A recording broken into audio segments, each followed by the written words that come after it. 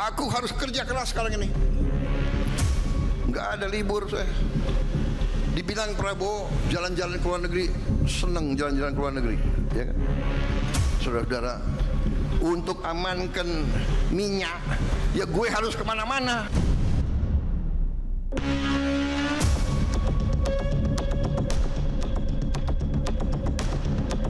BBM berbentuk bensin, sebagian 50% kita masih impor, sebagian kita dalam negeri.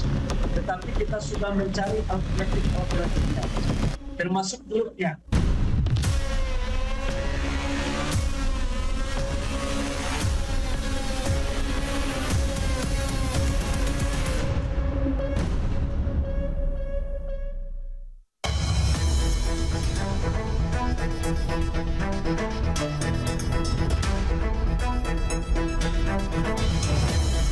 Selamat malam. Perang Amerika-Israel versus Iran berlangsung hampir 3 bulan. Situasi geopolitik makin sulit diprediksi. Dampak perang makin mengancam banyak negara, termasuk Indonesia. Ketersediaan dan kenaikan harga minyak bumi yang bisa menguras anggaran negara menjadi ancaman berat. Berbagai upaya dilakukan, termasuk berkunjung ke luar negeri. Prabowo ke Rusia, usaha amankan pasokan minyak. Inilah Satu Meja The Forum malam ini bersama saya, Yogi Nugraha. Sudah hadir di studio Kompas TV malam ini narsum yang akan membahas tema malam ini. Ada Pak Ramson Siagian, anggota DPR RI dari Partai Gerindra. Malam Pak. Ada juga Fitrah Faisal Hastiadi, tenaga ahli utama Bakom Republik Indonesia. Selamat malam, Mas. Selamat malam. Ada juga Prof. Hamid Awaludin, Menteri Hukum dan HAM 2004-2007 yang juga sekaligus pernah menjadi duta besar di Rusia. Dan Bang Adi Prayitno, pengamat politik. Ini termasuk yang inflasi atau enggak? Enggak ya. Yang penting lurus-lurus saja. Oke. Saya langsung ke Bung Fitra. Bung Fitra, dari pernyataan Presiden di sebuah rapat yang melibatkan banyak anggota kabinet termasuk Eselon 1 itu disebutkan bahwa saya ini kerja keras dan Presiden mengatakan ke luar negeri ini bukan jalan-jalan tetapi menjadi bagian dari upaya mencari, mengamankan minyak bahasanya. Sebetulnya bahasa persisnya terjemahannya seperti apa sih? Apakah Presiden itu memang karena situasi sedang krisis memastikan tambahan cadangan minyak atau memastikan channel-channel supaya Indonesia kalau perang ini terus berkepanjangan sudah ada kepastian pasokan dari berbagai negara? Ya, Mas Yogi. Jadi kalau kita melihat doktrin Pak Presiden ya, civis pacem para bellum ya. Jadi kalau mau damai harus siap perang, kalau mau nyaman harus siap-siap dalam keadaan-keadaan yang tersulit. Nah, oleh karenanya bahkan jauh sebelum ini tahun 2025 di bulan Februari Pak Presiden bahkan juga sudah menyampaikan amanat kewaspadaannya. Waktu itu juga beliau menyampaikan we are living in a very dangerous period. Amerika Serikat akan mungkin saja menyerang Iran dan kejadian ya, tahun ini. Dan selama setahun terakhir kita sudah menyiapkan beberapa langkah-langkah antisipatif ya. Salah satunya penguatan ketahanan ekonomi dan energi dan juga pangan ya dalam konteks food, energy and water security. Nah, sebagai doktrin internasional dalam konteks ketahanan pangan. Nah, pada akhirnya kita melihat bagaimana tahun 2025 sektor pangan. Artinya memang dari awal keberangkatan ke Rusia termasuk juga setelahnya ke Perancis itu juga bagian dari memang prediksi awal atau memang aneh situasi jangka pendek ini melihat situasi sehingga harus ke Rusia terus sebelumnya ke Amerika dan sebagainya. Ya, kalau kita melihat dari timelinenya ini seperti kegiatan reaksi dari jangka pendek. Tapi apa kalau misalnya kita panjangkan time seriesnya, timelinenya dari setahun sebelumnya, nah perjalanan ini kan bukan perjalanan pertama. Ya. Ini sudah kalau kita bicara mengenai Rusia itu kerjasamanya tidak hanya energi ya, jadi ekonomi, kemudian ada energi, antariksa, pertanian, industri, farmasi. Tapi bahwa ke Rusia itu untuk mencari minyak karena situasi sekarang ada iannya. Kan? Yes, betul. Nah, tetapi yang perlu dipahami juga dalam konteks sekarang kekiniannya adalah cadangan kita masih cukup baik. Nah, ini juga bukan saja klaim kita, tetapi juga sempat ada artikel di The Economist yang mengkategorikan beberapa negara-negara dalam tekanan geopolitik itu, dan Indonesia masuk dalam kategori low exposure, high buffer. Nah, Oke. low exposure karena memang kita sudah terdiversifikasi ya negara-negara asal impor energinya. Tapi di sisi yang lain yang menariknya adalah strong buffer. Karena kan beberapa juga ada yang concern ya terkait dengan ketersediaan pasokan kita yang Mas maksimum. Fitra, kalau dari pernyataan Seskap kan mengatakan bahwa ada beberapa capaian kesepakatan, salah satunya keberlangsungan energi, kerjasama teknologi. Ya. Apa persisnya yang ditangkap oleh Bakom? Ya, nah jadi kalau izin boleh saya lanjutkan. Jadi dalam konteks itu ya kita melihat bahwa cadangan kita ya secara nasional memang banyak juga concern kan 25 hari. Tapi yang harus kita maknai adalah kita juga mendapatkan ya trade dari Singapura dan Malaysia ya, tidak dari Timur Tengah. Nah, kalau kita melihat Sudah terjadi ya dari sudah terjadi. Nah, ini jadi makanya ini ada benang merahnya di situ. Ya. Nah, ketika kita mendapatkan dari Singapura yang mana mereka cadangannya adalah paling tinggi selama 5 tahun terakhir ya. Dan itu kita bisa dapatkan berbeda dengan teman-teman kita di Filipina dan Australia yang bahkan mereka sudah mengumumkan kedaruratan energi karena memang ini secara singkat ini karena perbedaan struktur pasar. Struktur pasar di Filipina dan Australia untuk retailnya itu mereka monopolistik dan perfect competition. Artinya mereka pelaku retailnya banyak. Di Filipina ada 12, di Australia ada 4.000. Sementara kalau kita cuma 5 atau 6. Sehingga dalam konteks ini ya Singapura kan meningkatkan nih threshold pembelian minimum. Yang bisa memiliki working capital yang memadai siapa? Dengan keadaan pasar seperti oligopoli seperti kita gitu. Itu yang pertama. Nah, yang kedua, untuk Singapura untuk kondisi light distillate. Singapura kan juga beli dari Rusia ya? Exactly. Nah, light distillate sama middle distillate. Light distillate itu untuk nafta around 90 sampai 98 dan juga untuk yang middle distillate itu untuk after dan diesel. Nah, mereka cadangannya di atas 5 tahun terakhir kenapa? Karena mereka dapat dari Rusia. Nah, makanya itulah kemudian menjadi dasar. betul. Oleh karena kita langsung aja ke sumbernya untuk melakukan pengamanan lebih lanjut. Karena kan sekali lagi konteksnya adalah pengamanan di jangka menengah panjang. Kalau sekarang ini mungkin kita dalam keadaan yang baik-baik saja. Oke, Bung Fitra, saya ke Pak Hamid. Pak Hamid, kalau melihat gini, kalau Presiden Prabowo tadi sudah dijelaskan oleh Bung Fitra datang ke Rusia, sementara kan sebelumnya Indonesia ini kan sudah kira-kira gini lah, sudah tanda kutip lunak bergabung ke BOP, salah satunya juga menyandarkan. Dan Amerika juga pasokan minyaknya nggak kurang-kurang gitu loh. Kenapa harus ke? Jadi gini aja. Kenapa nggak ke? Simpel sekali nih. Kebutuhan yang mendesak di bangsa kita sekarang setelah pangan kan energi. Energi ya. Anda bisa berbuat apa tanpa energi? Tanpa cahaya, tanpa apa?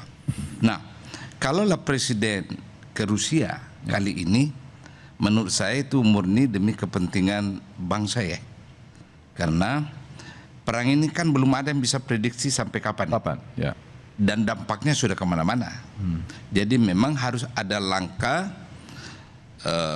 konkret yang dilakukan agar kita itu tidak kelangkaan energi.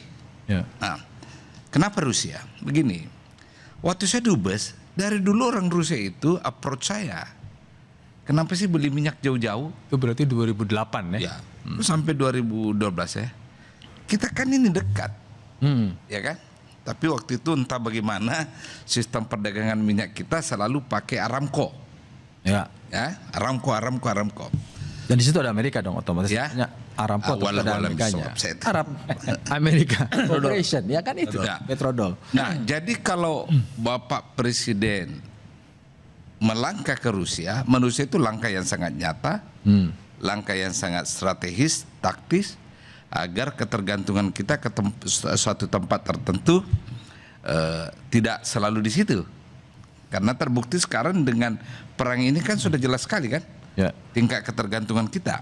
Nah, yang perlu saya sebenarnya bertanya-tanya, ketika perang mulai itu Februari 28, Menteri Energi kita ditanya berapa cadangan Kak? 25 hari. Ya. Katanya. Nah, sekarang kan sudah masuk minggu ke-6 ini. Tapi Pak Hamid sebelum ke sana pertanyaannya juga adalah kenapa nggak ke Amerika sih? Kalau tadi Rusia mungkin pernah sejarahnya pernah 28 approach menawarkan. Tapi kenapa Presiden kita tidak? Atau jangan-jangan sudah? Saya nggak tahu. Ya, yang pasti bahwa kunjungan Presiden ke Rusia itu langkah yang sangat baik. Langkah untuk memenuhi kebutuhan bangsa kita yang sekarang ini kan tinggal 25 hari katanya cadangannya kan. Istilahnya tidak ada salahnya dilakukan. Tidak ada salahnya, justru harus dilakukan. Karena sekali lagi setelah urusan logistik, sandang pangan itu kebutuhan sekunder kita itu kan adalah energi, ya. Jadi bagus. Saya salut bahwa Presiden mengambil langkah konkret mengantisipasi dengan menyiapkan banyak sumber supaya yang kedua secara politik juga bagus supaya tidak dipersepsikan bahwa memang Indonesia ini kiblatnya Amerika melulu. Oh, itu jawaban tergantungannya, tadi. Ya. ke Amerika melulu, ya. Itu juga bagus secara politik. Setidaknya image kita bisa mengatakan oh enggak ada balance di sini. Yang selama ini persepsi orang bahwa kita ini adalah American oriented. Nah, itu. Nah sekarang dengan adanya ini ya bisalah kita berdiskusi. Oh that's not true. Ini ada juga langkah ke Rusia. Wajah politik bebas aktifnya Ya. Indonesia dari sini. Mas Yogi, saya ingin Ya. tambahkan sedikit ya. Jadi tadi kalau kita pertanyaan Mas Yogi, kenapa tidak ke Amerika Serikat? Sebenarnya dengan agreement on tariff itu sudah kita dapatkan Salah satunya. 15 billion US dollar kesepakatan untuk menjalin hubungan dengan Amerika Serikat. Tapi permasalahannya adalah untuk mendapatkan dari Amerika Serikat itu jenis spesifikasi minyaknya itu belum sesuai dengan kilang kita, butuh waktu gitu ya. Nah, kalau misalnya dengan Rusia itu nanti bisa kita dapatkan segera karena selama ini kita sudah mendapatkan dari Singapura anyway. Terus yang kedua tadi betul sekali Pak Dubes. Jadi bahkan kemarin ketika dalam perjalanannya Pak Presiden itu datang ke Rusia, di sisi yang lain Pak Safri ketemu Ke Amerika. di Pentagon dan Dan di dalam negeri beredar isu bahwa memberikan which is that tidak is not true. Dan pada akhirnya kan sudah diklarifikasi oleh kan Kemenhan. menurut pernyataan dari Kementerian Pertahanan ada baru draft gitu. Artinya memang sudah ada rencana untuk memang sudah ada proposal, tapi kan yang menyetujui menyepakati kan perlu ada both sides ya. Dan itu tidak terjadi. Tahan dulu, saya mau ke Bang Ramson. Ada satu lagi sebentar lagi. Nah, tapi yang menarik juga ke Perancis. Kenapa? Karena kan kalau kita ke Rusia, yang terganggu kan Eropa. Nah, jadi itu juga kita Uni Eropa dijaga. Betul. Oke. Pak Ramson sebagai anggota Komisi 12, apa pandangannya ketika upaya ini kan situasi krisis, ada kekhawatiran bahwa semua negara terdampak karena perang itu kemudian pasokan minyak dan sebagainya. Nah, apa yang dikerjakan oleh Pak Prabowo dan jajaran kabinetnya ini dalam pandangan Komisi 12 seperti apa? Kenapa? Karena hari ini kan banyak diskusi bahwa DPR ini hanya sebagai stempel, DPR ini hanya nurut kepada pemerintah padahal punya fungsi pengawasan. Kita kan tetap analisa Pak. Jadi apa yang dilakukan oleh Bapak Presiden secara teori juga tepat. Jadi sumber minyak kita 25% melalui Selat Hormuz. Maksud saya sebelum konflik Amerika Israel vs Iran. Tetapi sesudah itu kan ini menjadi ancaman. Jadi dari sisi energy security beliau harus mendiversifikasi supply chain karena kita punya konsumsi 1,6 juta barel per hari. Dari sisi BBM kita sudah hampir bisa sekitar 1,2 juta barel per hari. Seluruh kilang-kilang kita bisa memproduksi crude oil menjadi BBM, menjadi produk.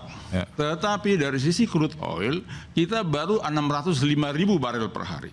Jadi sekitar 1 juta barel per hari kita import.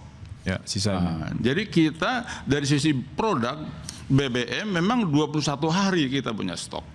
Kalau China sekitar 70 hari, tetapi ditambah stok negaranya total pemahaman 21 hari itu hari. Selalu 21 hari kan, bukan ya, supaya nggak keliru. Ya, selalu 21 hari. Jadi itu termasuk mulai dibawa misalnya dari negara sumber yang di kapal sama yang stok. Jadi itu selalu di sini selalu 21 hari. Jadi itu seperti roda berputar. Jadi aman. Dari sisi itu aman, nggak ada masalah. Artinya Anda melihat bahwa situasi energi kita aman. Aman. Jadi ini Bapak Presiden ke sana termasuk strategi diversifikasi supply chain, diversifikasi sumbernya. Kalau seperti makanya China juga juga mereka punya pembuatan kebijakan utamanya soal energi dari perspektif energy security. Karena mereka juga tidak memproduk semua crude oil yang mereka gunakan. Termasuk batu bara. Jadi pas beliau itu. Terus yang kedua, bahwa sumber kita sebelumnya ini Arab Saudi, baru Irak, Uni Emirat Arab, Amerika sudah sebelum terjadi konflik. Sekarang dengan ada diversifikasi ini, ini jadi aman. Artinya bukan hanya dari sisi tambahan, aman. Jadi ancamannya tidak eksistensial gitu. Kalau kebutuhan BBM itu minyak itu memang bisa eksistensial. Kalau tidak ada crude oil, kita nggak bisa olah di kilang. Biarpun kilang kita sudah mampu mengolah 1.200.000 barel per hari. Jadi itu cukup mantap strategi beliau yang dilakukan itu. Betul-betul Pak Prabowo itu ahli strategi, biarpun orang kadang-kadang menggambarnya, menjelaskannya kurang pas. Gitu. Terima kasih Pak Nasir. Saya ke Mas Adi. Mas Adi, kan sampai harus keluar, saya ini ngamanin minyak. Saya jalan-jalan ke luar negeri itu emang enak dan sebagainya. Ini sebenarnya Pak Prabowo ini ingin mengatakan bahwa dia tahu persis bahwa publik sedang membicarakan ini kok katanya efisiensi tapi terus-terusan dalam setiap 2 minggu sekali ke luar negeri atau gimana. Tapi jawabannya jangan dijawab sekarang. Kita akan kembali setelah yang satu ini.